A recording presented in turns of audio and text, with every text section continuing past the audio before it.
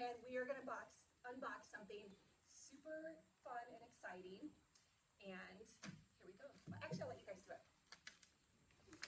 It's always super fun and exciting in the world of AT, isn't it? It is. It is a bubble blower. I just will lift it up right here with the handle and show you guys. Looking like this. And this comes from, it's switch adapted coming from Enabling Devices. And this number is called the iControl. It is a switch interface. It's Bluetooth connected to the iPad with a free app called iClick.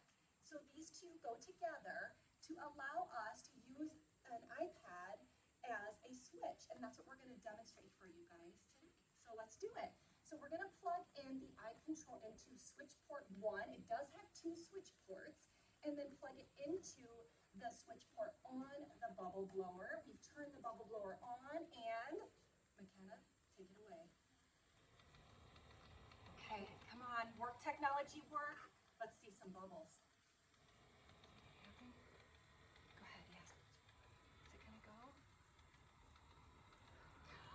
So there they go, you guys.